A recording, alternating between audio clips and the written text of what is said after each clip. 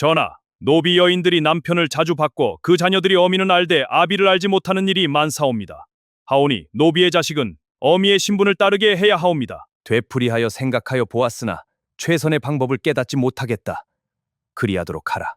우리는 모두 세종을 성군으로 알고 있습니다. 그런데 세종 14년 세종의 업적에 오점이 될 수도 있는 한 결정을 내립니다. 어머니가 노비면 아이도 노비로 삼는다는 종모법을 시행하게 한 것이죠. 백성을 사랑한 성군이 왜 노비를 늘리는 법을 시행하게 했을까요?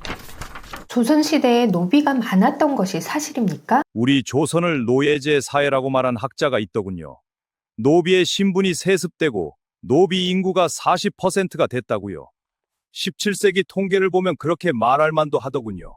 경상도 산청이나 대구, 울산을 살펴보니 노비 인구가 절반을 넘는 곳도 있었습니다. 그렇지만 18세기부터는 노비 인구가 급격히 줄어듭니다. 조선이 노비의 나라다? 어떻게 생각하십니까? 좀 더 생각을 해봐야 할 것 같아요. 조선시대 노비는 어떤 존재였습니까? 경국대전에는 노비 한 명의 법정 가격이 명시되어 있었어요.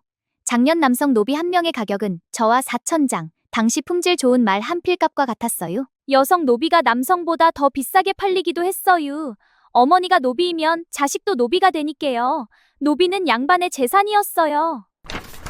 종모법, 종부법, 일천즉천의 뜻은? 종부법은 아버지에 따라 신분이 결정이 되는 것입니다. 아버지가 노비이면 자녀도 노비가 됩니다. 종모법은 엄마가 노비이면 아이가 노비가 되는 것입니다. 아빠가 양인이라 하더라도 어머니가 노비면 아이는 무조건 노비가 되는 것이죠. 일천즉천은 노비를 늘리는 가장 무서운 법이죠.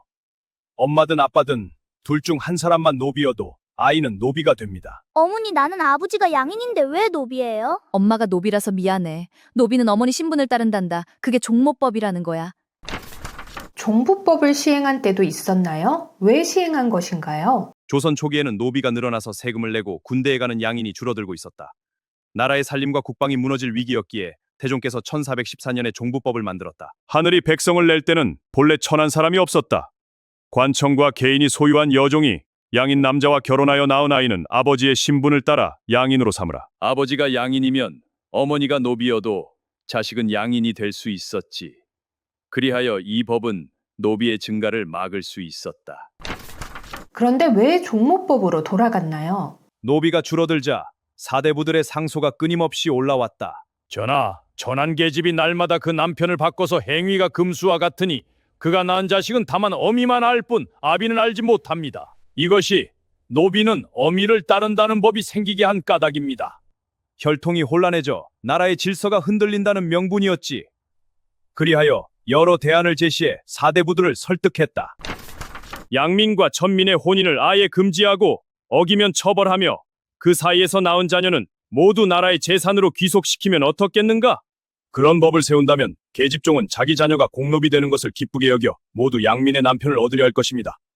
100년을 넘지 않아서 산노비는 거의 없어질 것입니다. 심지어 남자 노비가 양인 여자와 결혼했을 때도 자녀를 노비가 되게 해달라며 청하기도 했다. 사대부들은 인륜을 세우는 것이라 말했으나 결국 속내는 자기 재산을 늘리려는 게 아닌가 생각해 고심했다. 여러 해를 고민했으나 최선의 방법을 찾지 못했다. 세종의 종모법은 정말 노비를 늘렸나요? 종모법은 노비를 늘리는 데 효과가 있었습니다. 당시 양반 주인들은 여종의 출산을 장려했기 때문입니다. 그래. 여종은 아이를 많이 낳을수록 예쁨 받는 법이다. 쑥쑥 낳거라. 그래야 내 재산이 늘어난다. 그러나 노비 확산의 결정적인 원인은 양인과 노비의 혼인, 곧 양천교혼이라고 분석한 연구가 있습니다. 17세기 초 경상도 울산 호적을 살펴보니 양인이랑 노비가 결혼한 경우가 절반 가까이나 되었다고 합니다. 개똥아, 옆 마을에 가난한 양민이 있는데 그 아이랑 혼인해서 살거라. 혼인 비용은 대줄 테니 걱정하지 말거라. 조이야, 김찬판 때 개똥이랑 혼인이 정해졌단다. 개똥이요? 개똥이는 노비잖아요. 그리고 세조 때 어머니나 아버지 중 한 사람만 노비여도 자녀가 노비가 되는 일천직천의 원칙을 강화해서 노비가 많아질 수밖에 없었죠. 계유정난을 일으킨 공신들의 재산을 늘려주기 위해서였습니다. 배분받은 노비들이 원래 사대부가 사람들이었으니 신분을 회복할 기회가 생기면 어쩐다오? 그러니 자식도 손자도 영원히 노비로 묶어둘 법을 만듭시다. 세종의 노비 정책을 어떻게 평가해야 하나요? 세종대왕께서는 관직을 하는 양반과 왕실과 종친이 여종이랑 아이를 낳으면 아버지 신분을 따라 양인이 되게 하셨습니다. 이것이 노비를 위한 것이었을까요? 관청에서 일하는 여성 공노비들은 출산 직후에도 쉬지 못하고 관청에 복무해야 했습니다. 산모와 아이 모두 목숨을 잃는 일이 이어졌죠. 세종대왕께서는 공노비들에게 출산 휴가 100일을 주셨습니다.